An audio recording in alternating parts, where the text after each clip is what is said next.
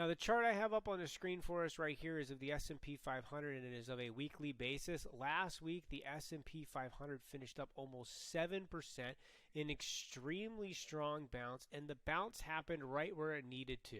Right, this is the breakout that we had in 2020, was right here around that 360 level. And all we did was back test that zone, and so far it's held with that very strong bounce.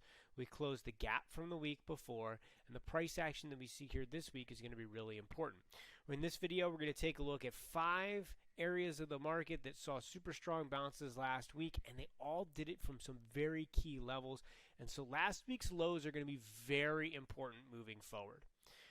So the S&P 500, I'm going to zoom in here on a daily time frame, and I want to talk about what exactly we saw here. We saw that bounce at 360, but we saw it from what's known as an island reversal. All right, an island is where we have a gap down, and then we have a gap back up. So it forms an island where price is alone by itself down here.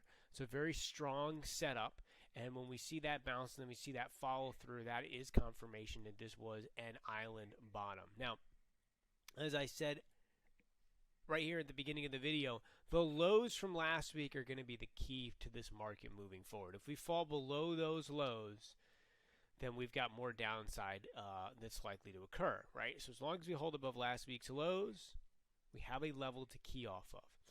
And the S&P 500, again, made that bounce right where it needed to, right off of, here's that 2020 breakout level. It's basically at 360, right? We traded for a month or two inside this Darvis box and then broke out.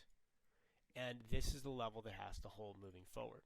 The Dow, very similar. So here's the Dow Jones, ETF DIA, right? Failure at the beginning of 2020, breakout right there, and what do? We came back and we tested that zone right there, and that is where we held and we got our bounce. We got our bounce at that major do or die zone there on the Dow. Let's look at the Russell. The Russell was the first index to give back that breakout zone. So you can see right here's that breakout zone. The highs from 2020, same area. We tested it first in the beginning of May, pushed forward, and then broke underneath. But the bears were not able to hold us underneath of this zone. It's like 167 on that IWM chart. So strong bounce. This might be now looked at as a false breakdown underneath of that major, again, level that we were watching from 2020. Same comments apply. Underneath of last week's lows, we do not want to own the Russell. All right. Let's take a look in at the transports. The transports. Here is your real breakout level in the transports, because this is the highs from the beginning of 2020. So your real breakout actually was, around in August, right there at that 200. Now remember, support and resistance are not numbers; they're zones, right? And so this zone goes all the way up to that major breakout that we had there in November of 2020, and that's right in here.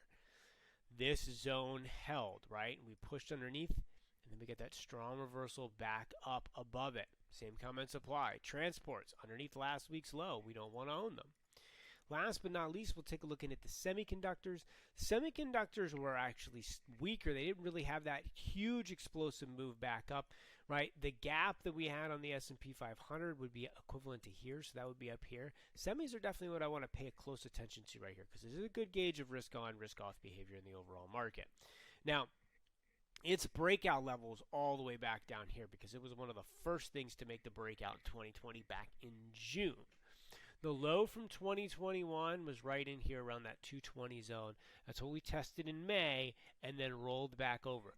What does this one remind you of the most? It reminds me the most of the Russell. The Russell tested in May, made a bounce, and then fell underneath of that key level in the same exact way. So here you go. Here's that IWM, same spot. Beginning of May, makes the bounce, takes it out, but gets back up above it. Semiconductors are technically right back up above that level, but barely so, right? Just barely above that zone. I'm watching this one the closest this week, because again, it's a good indicator, it's a good leading indicator potentially for that risk on, risk off behavior, the semiconductors. Still, everything is still that downward channel, right? We haven't taken and made new highs in any of the things that we've shown you, or a higher high, I should say. So the key right now is, can these lows hold? Semiconductors underneath 200, again, don't want to own them. We really need to see them back up over 250. When we take a look at IWM, again, if we were to make a higher high, we'd need to get back up over this 190 zone in here.